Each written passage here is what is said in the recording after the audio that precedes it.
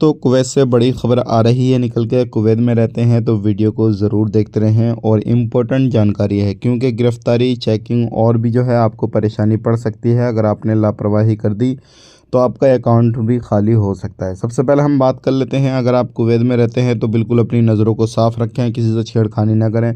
ऐसे ही एक मिस्र के बंदे ने लड़की को छेड़ा, जिम के अंदर थोड़ी सी उससे छेड़खानी करी, उसने अपने घर पे बताया और जैसे ही कुवैती के सामने वो चीज़ रखी तो मामला दर्ज किया गया। पुलिस ने कैमरे वगैरह उसको चेक किया और उसके बाद में उस बंदे को 5 साल की सज़ा सुनाई गई।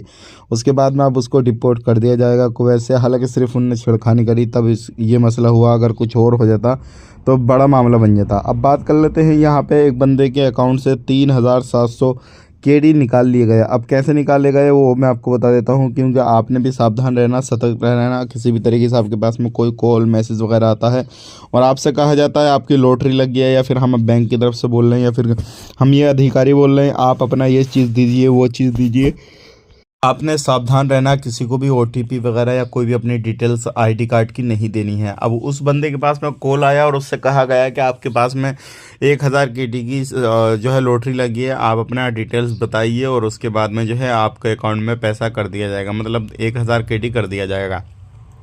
अब जैसे ही उसने अपने बैंक की डिटेल्स बताई, ओटीपी वगैरह बताया, पिन नंबर वगैरह बताया, तो उसके अकाउंट से 3700 गेड़ी निकाल लिए गए। अब वो उसके पास में कॉल आया था, उसने बाद में फिर कंप्लेन वगैरह कराई। आप इस चीज़ से बिल्कुल सतर्क रहें, सावधान रहें। ऐसा कॉल वगैरह मैसेज वगैरह कुछ भी आपके पास आता है तो आप ज़रूर जो है इस चीज़ को इग्नोर ना करें, आप उसको अपनी डिटेल्स वगैरह ना बताएं। ये थी कुछ इंपॉर्टेंट जानकारी जो कि अब तक शेयर कर दी। वीडियो अच्छा लगा लाइक करें, शेयर करें। आप अपना ख्याल रखें, अपनी फैमिली वालों का ख्याल रखें। Take care, bye bye.